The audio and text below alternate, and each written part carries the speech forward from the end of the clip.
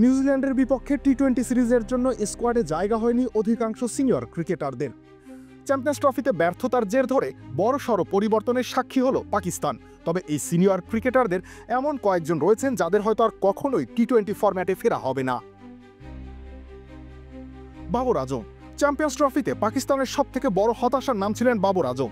নিউজিল্যান্ডের বিপক্ষে half century করলেও তার স্ট্রাইক রেট বিস্মিত করেছে দর্শকদের। ভারতের বিপক্ষের ম্যাচেও তিনি করতে পারেননি বলার মতো কিছু। তাছাড়া 2024 সালের পর থেকে সব ফরম্যাট মিলিয়ে এই ডানহাতির ব্যাটিং গড় মোটে 31। টি-20তে পরিসংখ্যান বিবেচনা অবশ্য তিনি চলনসই। 2022 সালের পর থেকে 33.40 গড় আর 130 স্ট্রাইক রেটে 1603 রান করেছেন। কিন্তু পারফরমেন্সে ইম্প্যাক্ট নেই বললেই চলে। সেই সাথে অ্যাপ্রোচ নিয়েও সমালোচনা আছে। তাই মোহাম্মদ হারিস, উসমান খানরা পারফর্ম করলে বাবরের হয়তো আর ফেরা হবে না।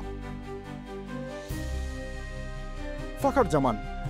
বিধ্বংসী পাওয়ার হিটার হিসেবে খ্যাতি আছে ফাখার জামানের। ওয়ানডেতে তার স্ট্রাইক রেটও সেই কথার সাক্ষী দেয়। কিন্তু 20 ওভারের সংস্করণে কেন যেন মানিয়ে নিতে পারেননি তিনি।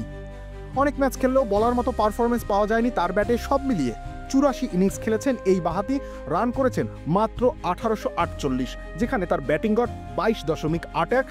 2024 সালের জুন থেকে অবশ্য সংক্ষিপ্ত সংস্করণে দেখা যায়নি তাকে। আপাতত পিসিবি তরুণদের অগ্রাধিকার দিচ্ছে, তাই প্রত্যাবর্তনের আশা চাইলেও করতে পারছেন না তিনি। নাসিম শাহ। আউটসুইং ইনসুইং এর দামামা বাজিয়ে আগমন ঘটেছিল নাসিম শাহর, কিন্তু সেটা স্থায়ী হয়নি বেশি সময়। বিশেষ করে টি-20তে অনেকটাই ম্লান হয়ে গিয়েছেন তিনি। 2023 সালের পর থেকে এই ফরম্যাটে তার ইকোনমি 9-এর বেশি আর স্ট্রাইক রেট 26.75। অর্থাৎ একদিকে তিনি দুহাতে রান দিলচ্ছেন, অন্যদিকে ম্যাচ প্রতি একটা উইকেটও নিতে পারছেন না। মোহাম্মদ আলী, আব্বাস আফ্রিদি ডাক পেয়েছেন কিউই সিরিজে। শাহিন শাহ, হারিস রৌফরা তো আছেনই। পেসাররা ভালো করলে তাই নাসিমের ফেরার পথ পুরোপুরি বন্ধ হয়ে যাবে। রবিউল ইসলাম রনি, খেলা 71।